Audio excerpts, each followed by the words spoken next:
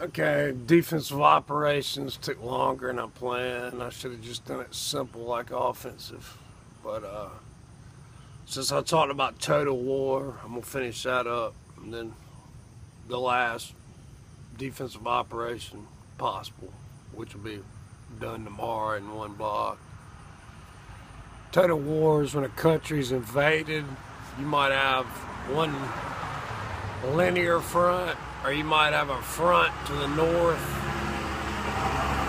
Truck drove by. You might have a front to the north of your country, a front to the south, a front to the east, and a front to the west. All of those fronts will have those defensive static lines and fallback defensive lines with army groups. Headquarters, logistics, mechanized, motorized infantry, and the key thing is mobile reserve units to stem breaches and firefight. Like I said, elasticity, flexibility, and the mobile reserves. In total war, everybody is going to fall under military control in the country. You'll be assigned a job. If you're not fighting, you're working on defensive lines, working on underground shelters to house women, young girls, boys under 14, working on underground installations to manufacture weapons.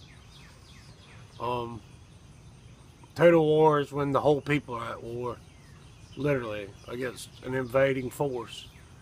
You're going to train your women that hide in the underground shelters to shoot SAM, surface-to-air, handheld missiles, shoot down aircraft if you can't maintain air superiority over your country. Within those fronts and those division reserves, you're actually going to have Army group reserves that'll be employed either on the north, south, east, or western front. And those are entire Army group reserves, not just division reserves, which means they're a large force.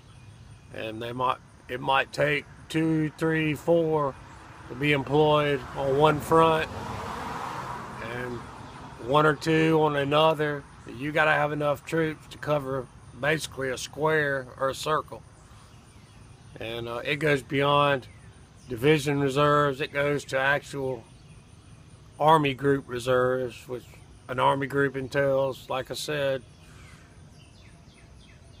armored warfare, tanks, artillery, motorized infantry, marching infantry, logistics, intelligence, communications, force recon units, divisional HQ units, divisional HQ staff, mechanics to fix tanks, trucks, everything basically a city would have.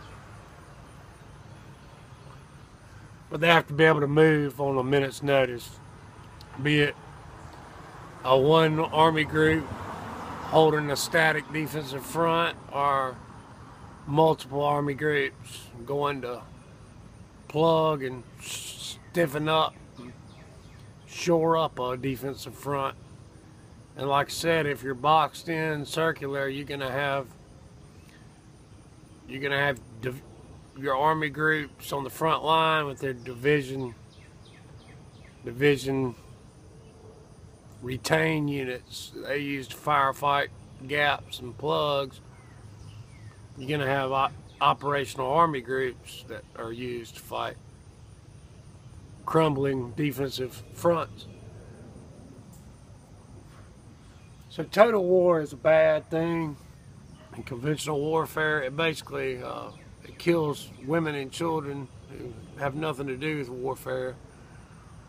It forces them to learn how to use arms. They're protecting their country and their way of life. And in the end, a lot of times it ends up being escalated to tactical nuclear weapons And those aren't WMDs. When people talk about nuclear weapons, there's a big misconception. A tactical nuclear weapon is a low-yield nuclear weapon that'll take out an enemy army group. It's basically like a huge bomb, and that's it. A WMD is a strategic nuclear weapon, an ICBM, an intercontinental ballistic missile that's aimed at attacking foreign countries, cities, halfway across the globe. And you can also include biological weapons as WMDs. I don't include gas because gas is like a conventional bomb.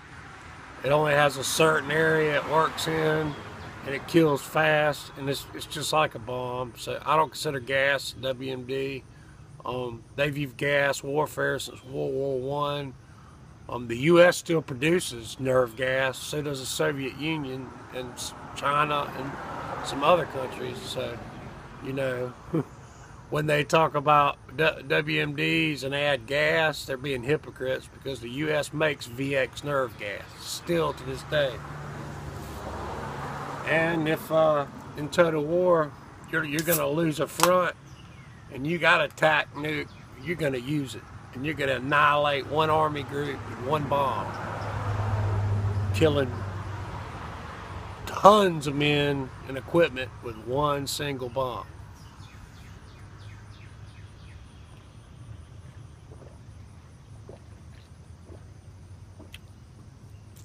So total war is the worst kind of war, but it unites a country and people. And as Heinz Guderian said, it makes a country hit without 5 fingers open, but hit with a fist. It unites 5 fingers. You know, a country might have 5 different people that don't agree on nothing, but if they're attacked, they come together like a fist and they fight back. So total war is a uniting factor, and it's really hard to win one. We've been in a couple, Vietnam, Afghanistan, and you have seen the results of both of them. No victory, and loss of troops, loss of life, waste of money, waste of assets, and basically you don't want to get yourself involved in a total war in offensive operations and unite a country and try to impose and change their way of life, beliefs, religious systems, culture, everything. Everybody doesn't want to be American. I found that out. I've been in 30+ countries in 6 continents, and everybody doesn't want to be an American. Matter of fact, a lot of people don't like Americans. Europeans don't like Americans. But that's total war. I talked about it, so I figure I'd finish it up. There's one more defensive operation I can do in one day, and then I'll get down to a tactical level. This might take a while because I'm an operations and tactics specialist. But I'll get down to the tactical level, and then I'll go to the strategic level, which is the biggest of the 3 circles, and that's what I know least about because that involves politics, and I hate politics. Y'all have a good Tuesday. It's my video blog for the day. Go upload it, go pick up a library book, grab some lunch, and I don't know. Have a good one.